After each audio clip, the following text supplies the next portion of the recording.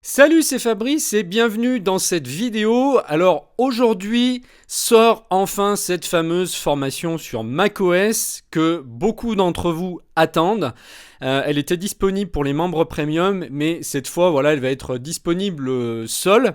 Et donc si vous voulez l'acquérir, vous n'aurez pas besoin d'être membre premium. Elle est terminée, il y a 42 vidéos, c'est une formation complète qui va vous permettre en fait de passer les vitesses supérieures. Parce que c'est vrai que Mac est un univers absolument fascinant. Souvent on se retrouve avec des super machines, c'est un peu comme si on avait une Ferrari, mais on roulait en première et qu'on n'osait pas passer à la seconde, la troisième, la quatrième et la cinquième. Moi, ce qui m'intéresse ici, c'est de vous faire voir en fait le potentiel du Mac, de l'exploiter au mieux, et notamment pour ceux qui viennent d'en acquérir un ou qui ont du mal, qui comprennent pas comment ça marche. Donc c'est vrai que c'est une formation qui va être destinée principalement, on va dire, aux débutants, mais aussi à ceux qui savent déjà l'utiliser mais qui voudraient aller plus loin. De toute façon, en fait, c'est simple, je vais vous donner le plan de la formation. Comme ça, vous verrez si vous êtes concerné ou pas. Il y a 42 modules dans cette formation. Donc je commence vraiment, je commence avec un Mac que je viens d'acheter, puisque j'ai changé celui-ci justement à la période de Noël. Et voilà, il était vierge, je venais de l'allumer, je venais de l'acheter. Donc j'ai vraiment commencé de zéro pour quelqu'un qui vient lui aussi par exemple de l'acheter et qui voudrait savoir comment l'initialiser, comment créer son compte iCloud. Et puis ensuite, voilà, on se retrouve devant ce Mac et puis on ne sait pas forcément comment l'utiliser, quelle est la logique. Surtout si vous avez été sur PC pendant longtemps que vous venez de changer, Mac n'est pas la même logique. En fait, c'est beaucoup plus simple que l'univers Windows. Et souvent, on a du mal justement à revenir à cette simplicité. Donc ça demande un temps d'adaptation. Et moi, en fait, ma formation, elle va vous faire gagner du temps. Plutôt que vous galériez pendant des heures, des jours, des semaines à pas comprendre comment ça marche, là, en fait, en quelques heures, vous allez tout savoir. Vous allez prendre en main votre Mac et vous n'allez plus vous poser de questions. Donc allons-y, on attaque. Comment est faite cette formation? Je vous donne le plan complet. Donc configurez votre Mac lors de la première utilisation. C'est ce que je vous disais. Je vous montre carrément, j'ai filmé avec mon iPhone la mise en place du Mac. Je viens de l'acheter, je l'ouvre et puis ensuite on y va. On fait les étapes une par une. Jusqu'à ce que vous arriviez à votre bureau. Voilà, vous voyez arriver votre bureau pour la première fois. Vous avez bien configuré votre Mac. Il va être synchronisé avec votre iPhone, votre iPad si vous en avez déjà. Vous allez être prêt tout de suite à travailler. Rien qu'avec cette première vidéo, vous allez déjà prendre en main votre Mac et être prêt à l'utiliser. Alors ce que je vous propose de faire, c'est qu'on aille directement en fait dans l'espace membre, c'est-à-dire du moment que vous allez accéder à la formation, vous allez arriver en fait dans cet espace. Et là, ici, vous avez donc tous les modules sur la gauche et vous pouvez aller les voir et les revoir autant que vous voulez. S'il y a des choses que vous avez oubliées ou pas bien comprises, vous pouvez revoir les vidéos à volonté puisque la formation vous appartient à vie une fois que vous l'avez achetée. Dès que vous vous serez inscrit donc à la formation, vous allez arriver dans cet espace membre et vous allez avoir exactement l'affichage que je vous montre ici. Donc, on a vu pour la première vidéo, donc la deuxième, on va voir l'utilisation des fenêtres et du dock. Donc là, je vais vous expliquer comment fonctionnent les fenêtres. Comment fonctionne le dock? Ce qu'on appelle le dock, en fait, c'est ce qu'il y a en bas ici, là, c'est cette barre-là. C'est les raccourcis qui permettent d'accéder aux applications qu'on utilise le plus souvent. Donc tout ça, je vous le montre. Ensuite, je vais vous montrer comment créer des piles de dossiers.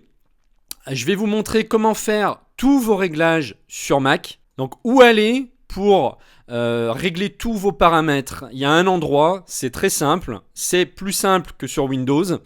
Tout est regroupé au même endroit et donc je vous montre où il faut aller pour faire tous vos réglages sur Mac.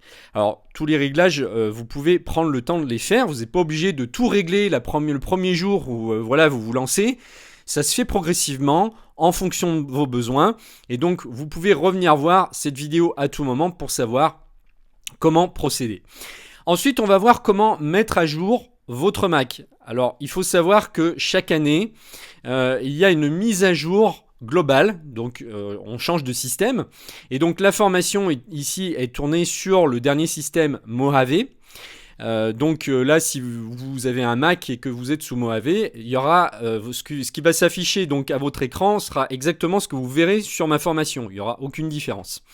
Donc chaque année à la rentrée, il y a un nouveau système qui apparaît, il y a des améliorations, donc des grosses améliorations sur Mac, mais vous avez aussi des mises à jour mineures de temps en temps qui se font. Donc pour Mojave par exemple, il y a des correctifs, il y a des ajouts, il y a des nouveautés qui apparaissent pendant l'année s'il y a besoin, mais c'est plus souvent des corrections de bugs ou des correctifs.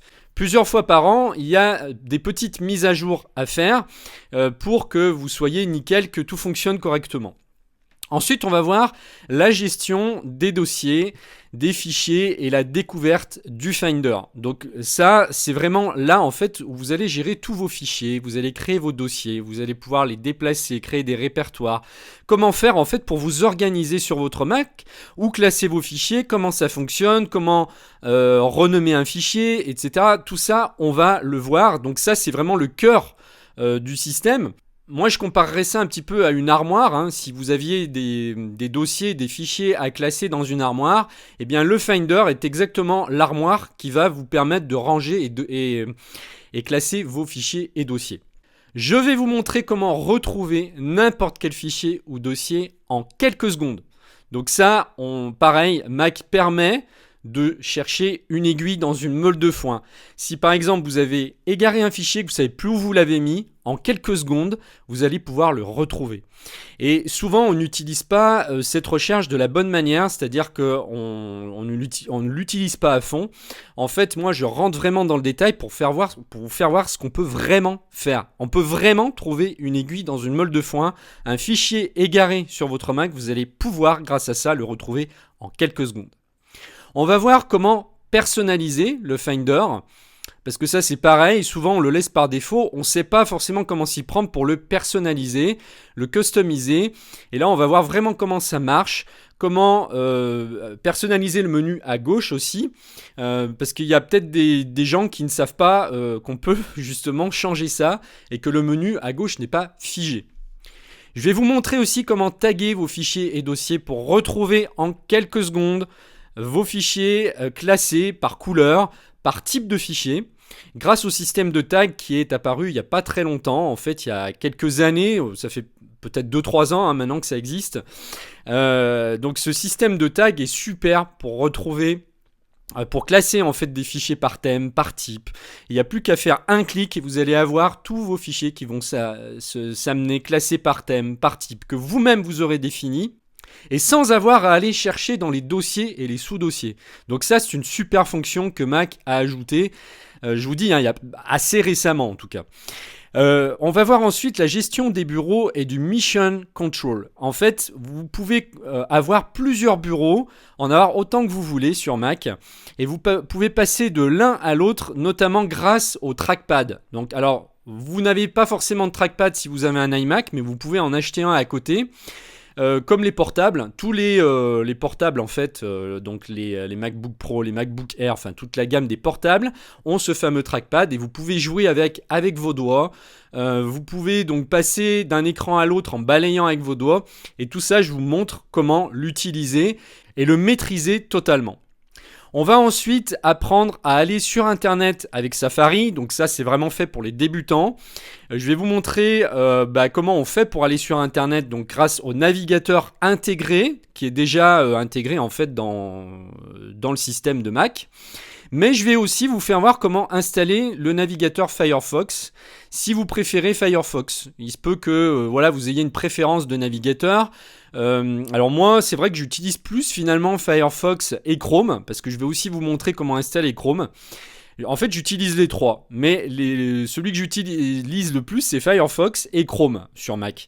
Alors ça peut paraître un peu bizarre parce que Safari est fait pour Mac, mais on peut en fait utiliser les trois et utiliser chaque point fort de ces trois navigateurs pour faire des choses différentes. Par exemple, moi je vais l'utiliser plus Firefox pour le côté pro et je vais utiliser Chrome plus pour le côté personnel. Donc ça, voilà, vous pouvez très bien installer les trois et ensuite utiliser celui qui vous convient le mieux par rapport à ce que vous voulez faire.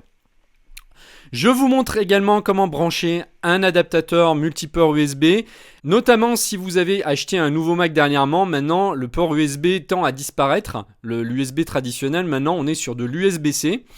Donc, je vous montre comment brancher un adaptateur qui va vous permettre de brancher vos anciens appareils USB sur de l'USB-C.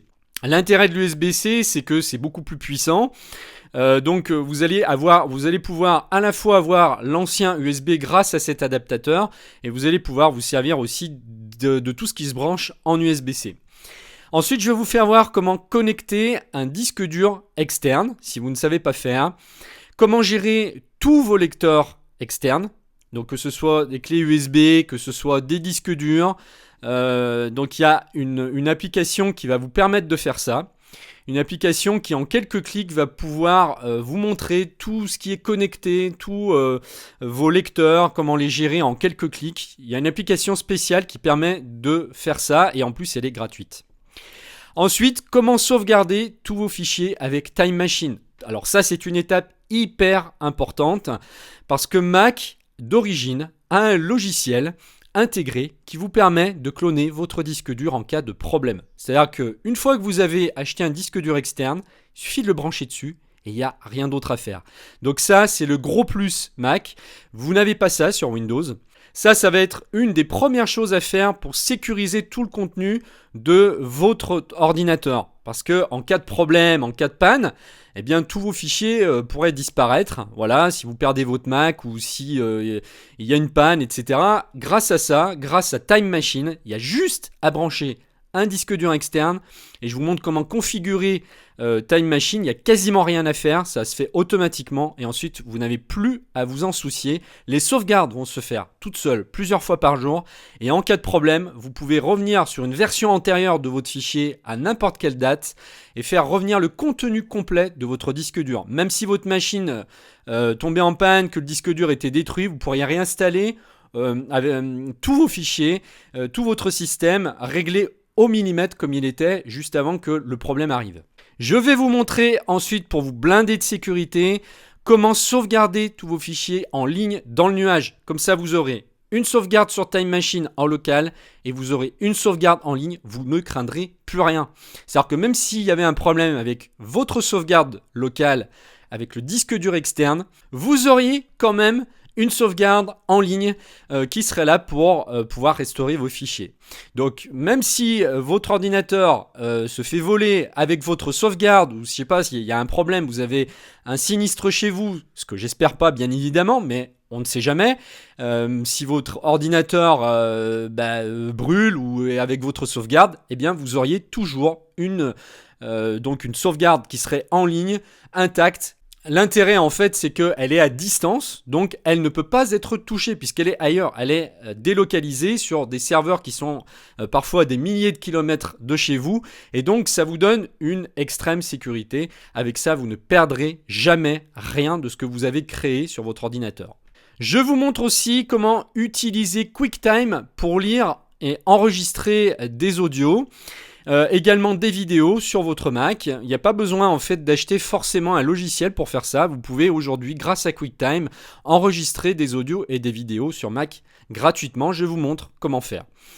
Je vous montre aussi l'utilisation du calendrier de Mac qui est très très bien fait. L'intérêt c'est qu'il se synchronise en une fraction de seconde par le cloud pour prendre des rendez-vous. Par exemple, si vous prenez des rendez-vous sur votre iPhone, sur votre iPad, ça va tout synchroniser.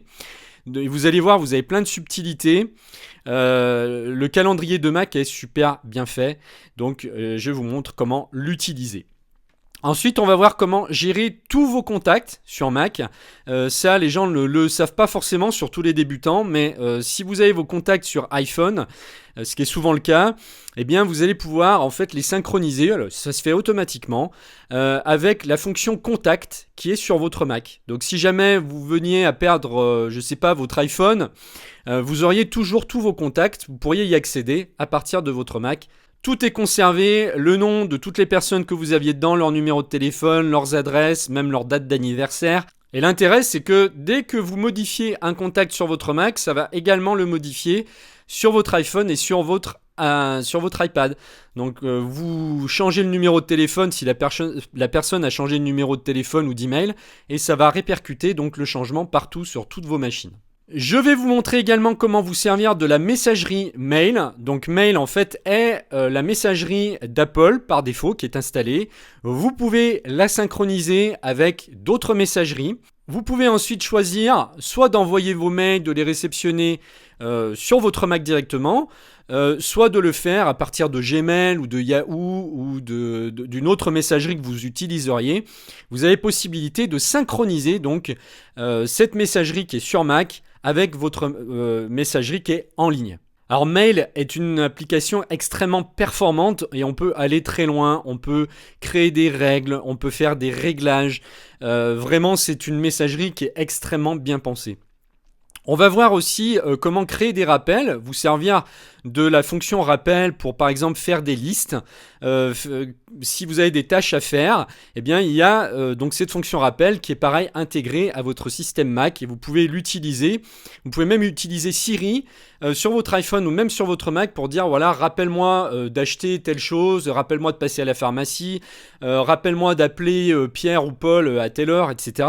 Et comme ça vous n'allez plus rien oublier. Ça va vous envoyer des alertes juste au bon moment, à la bonne heure, le bon jour, et vous allez même pouvoir créer des répétitions, vous allez pouvoir programmer comme ça des choses qui sont récurrentes. Si toutes les semaines vous devez faire une certaine tâche, eh bien elle va revenir toutes les semaines à telle heure, celle que vous aurez programmée, ou tous les 3 jours, ou tous les premiers lundis du mois, ou tous les jeudis et vendredis de chaque semaine.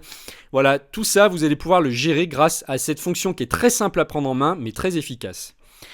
Vous allez pouvoir activer aussi le partage familial, je vous montre comment faire, c'est-à-dire que vous pourrez très bien prendre un abonnement sur Apple Music, vous pouvez aussi acheter du stockage en ligne et le partager avec votre famille ou vos amis. Vous pouvez aller comme ça jusqu'à 6 membres.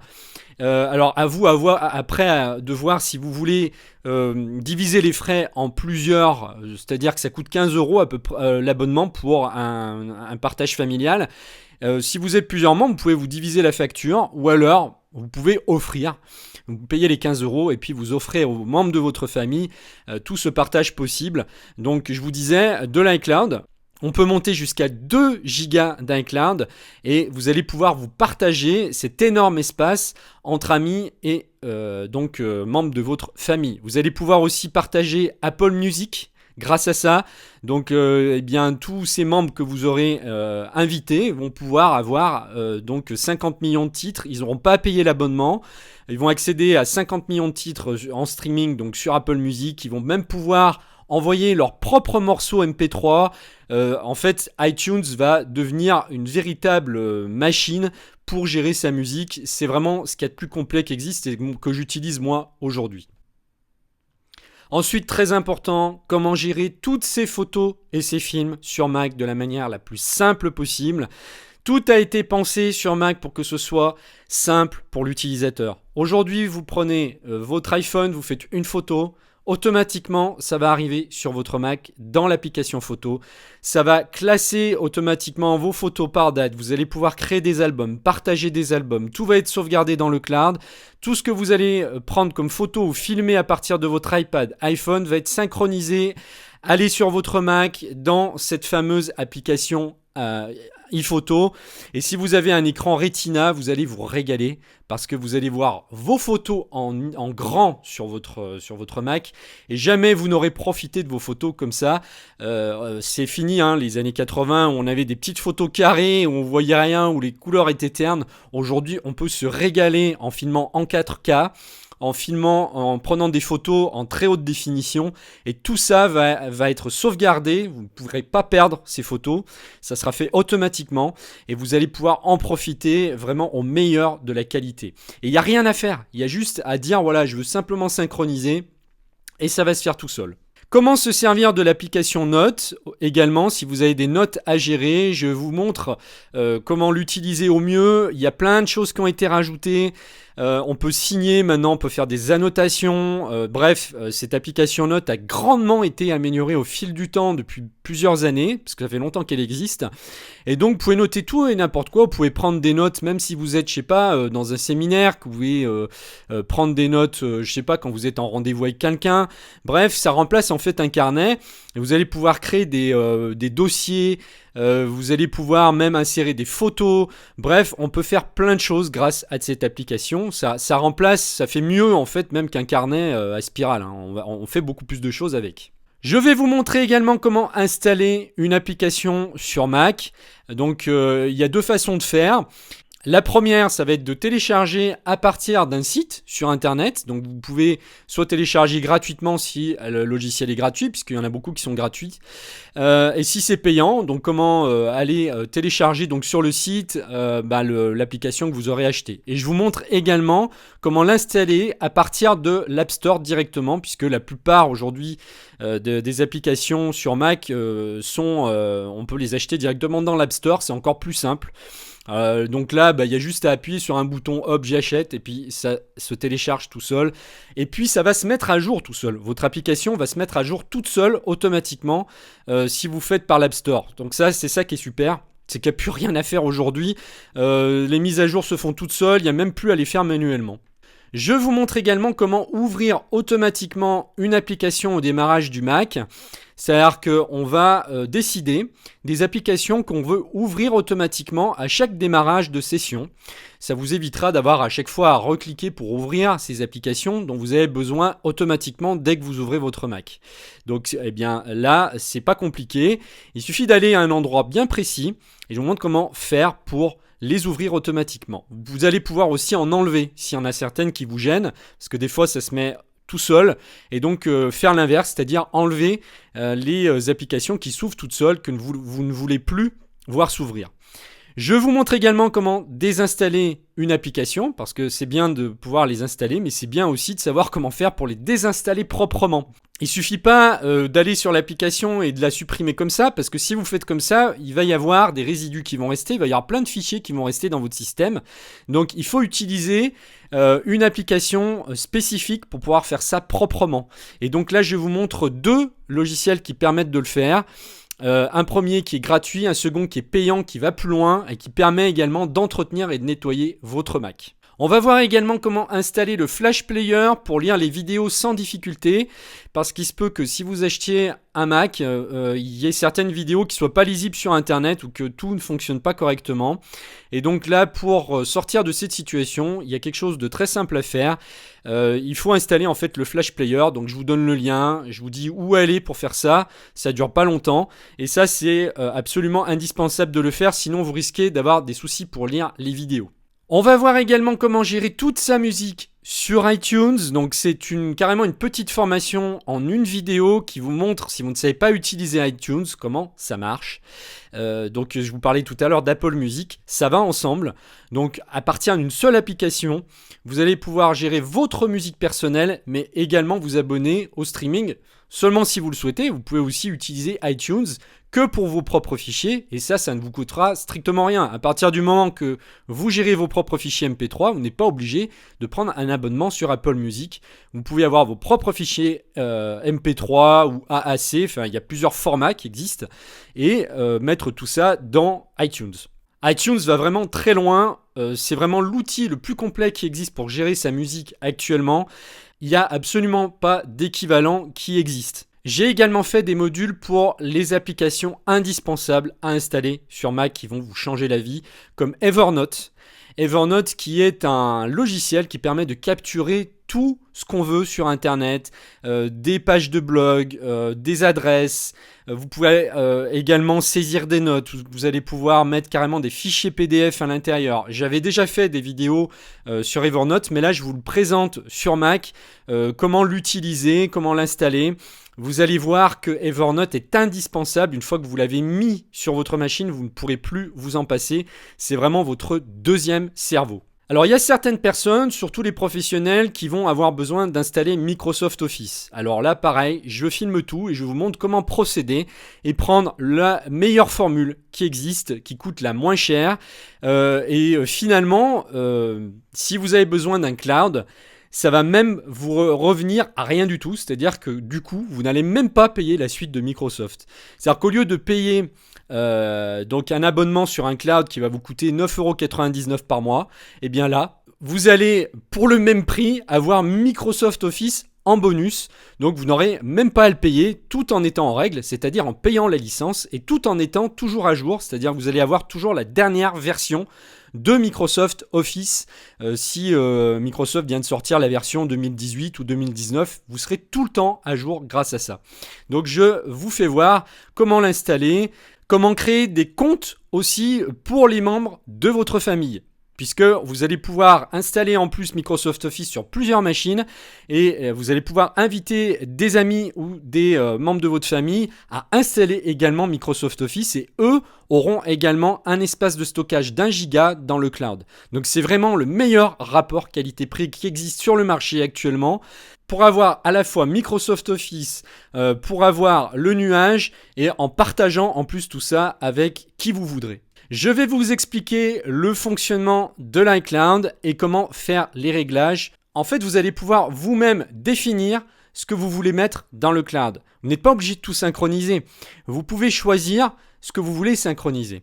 Donc par défaut, le réglage est fait, mais après, vous pouvez désactiver ou au contraire rajouter des choses. iCloud est vraiment maintenant au cœur du système de Mac et plus ça va aller, ça va être comme ça. Donc il faut vraiment bien savoir comment il fonctionne et comment le paramétrer. Autre application indispensable, comment installer Skype. Si vous êtes débutant sur Mac, je vous montre comment installer Skype et l'utiliser.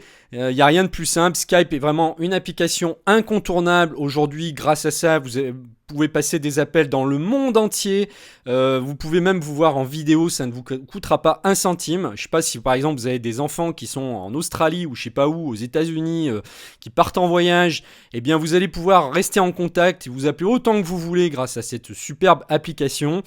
Ça ne coûte pas un centime de parler en plus. Donc ça c'est à installer absolument sur votre machine et je vous montre pas à pas comment faire. Je vous montre également comment augmenter l'espace de stockage iCloud si vous avez besoin de plus de place. Puisqu'il faut savoir qu'au départ, on vous donne 5 gigas gratuits et que généralement, ça ne suffit pas. Surtout si vous avez des photos à stocker, si vous avez des films à stocker. Ce qui prend le plus de place, en fait, c'est les photos et les films en général. Ou si vous avez d'autres fichiers, 5 gigas, ça va être juste. Donc là, je vous montre comment faire pour augmenter l'espace de stockage jusqu'à 2 gigas. Ça peut paraître étonnant, mais Apple est très bien placé au niveau prix. Par rapport au cloud, ça vaut pas le coup de ça en privé. Vous avez plusieurs formules. Pour 3 € par mois, vous pouvez déjà avoir beaucoup de stockage et suffisamment pour pouvoir tout mettre sur le cloud. Il y a une petite application qui s'appelle TextEdit qui est l'équivalent du bloc-notes sur Windows. Je vous montre comment éditer du texte donc grâce à cette petite application qui est bien pratique souvent pour pouvoir éditer du texte rapidement mais pouvoir aussi formater ou au contraire enlever le formatage du texte. Parfois ça peut être utile surtout si on a besoin de synchroniser par exemple du texte brut avec un PC par exemple. Donc ça on va voir comment le faire. Je vous montre également comment changer facilement de fond d'écran avec toutes les subtilités que ça entraîne. On peut faire plein de choses en fait avec les fonds d'écran, surtout depuis le dernier système Mojave. Il y a plein de subtilités et grâce à ça, vous allez devenir un pro du changement de fond d'écran. Vous avez aussi les fonds d'écran dynamiques que vous pourrez maintenant paramétrer. En fait, il y a eu pas mal de changements depuis le dernier système et tout ça, on va le voir ensemble. Et puis, chose importante, comment maîtriser l'économiseur d'écran et puis pouvoir afficher ce que vous voulez. Vous pouvez aussi vous en servir de diaporama si vous voulez afficher vos photos. Ça, moi, j'aime bien parce que les photos, en fait, on peut faire défiler des photos bon, soit du dernier voyage qu'on a fait, d'un répertoire particulier. On peut tout personnaliser et on peut aussi donc choisir des styles d'affichage. Ça peut faire des superbes diaporamas. Et donc, bon, bah, plutôt que d'avoir un simple fond d'écran tout bête, moi je trouve que c'est bien de pouvoir personnaliser et ça fait en même temps cadre numérique. Vous savez, il y a quelques années, on nous vendait ces cadres numériques assez chers d'ailleurs. Ça coûtait au moins 150 ou 200 euros, puis ça a complètement disparu parce que effectivement, bah, votre ordinateur peut faire ça. Donc, un cadre numérique ne sert pas forcément à grand chose aujourd'hui. Votre Mac le fait très très bien et mieux. Donc voilà, je vous montre comment procéder. Et puis on va rentrer aussi dans tout ce qui est économie d'énergie, comment faire pour économiser l'énergie et puis éteindre l'écran de votre ordinateur quand vous n'en avez plus besoin. C'est-à-dire que vous allez vous-même paramétrer les durées. Donc à partir de quand, par exemple, votre écran va se mettre en veille, à partir de quelle durée, à partir du moment où vous n'utilisez plus votre Mac, vous allez éteindre votre écran et également éteindre les disques durs. Tout ça vous fait économiser de l'énergie et ça va se répercuter assez facilement sur votre facture d'électricité, hein. Donc, en fonction de comment vous utilisez votre ordinateur, eh bien, vous allez pouvoir vraiment personnaliser cet économiseur d'énergie. Vous avez exactement 42 vidéos, donc on va couvrir vraiment le principal des fonctions sur votre Mac. La formation va apparaître exactement comme vous le voyez là à l'écran. Vous voyez que c'est hyper simple pour naviguer entre les modules. Vous avez tous les modules qui s'affichent à gauche. Ça peut pas être plus clair que ça. Les vidéos sont assez courtes justement pour que vous puissiez voir des choses bien précisément. Ça sert à rien de faire des vidéos qui durent 3 heures, hein. Là, j'ai fait exprès de faire des petites vidéos à chaque fois pour scinder et aller vraiment sur ce que vous voulez voir uniquement. Étant donné que là, la formation va vous appartenir, vous pourrez y revenir quand vous le souhaitez. Vous pourrez ici poster des commentaires en dessous des vidéos si vous n'avez pas tout compris ou si vous voulez des renseignements ou si vous voulez avoir une autre vidéo. C'est fait pour ça, la zone commentaire est là, donc je vous répondrai à chacun de vos commentaires. Vous ne serez pas laissé tout seul dans la nature. Donc voilà, alors si cette formation vous intéresse, cliquez sur le lien qui apparaît maintenant en dessous de la vidéo. Dès que votre inscription sera validée, et ça se fait en quelques secondes, vous n'aurez plus qu'à créer votre espace membre et ensuite vous arriverez ici. Il n'y aura plus qu'à rentrer votre identifiant et votre mot de passe pour revenir dessus. L'intérêt, c'est qu'elle est en ligne. Il n'y a rien à télécharger. Vous pouvez y accéder de n'importe quel ordinateur, même si c'est l'ordinateur de quelqu'un d'autre. Vous pouvez y accéder à partir de votre tablette si vous le souhaitez. Il y a besoin de rien télécharger et de rien installer. Vous avez juste un identifiant et un mot de passe à rentrer et après vous y allez et retournez à volonté. Le lien se trouve donc juste en dessous de la vidéo. Je vous dis à tout de suite de l'autre côté.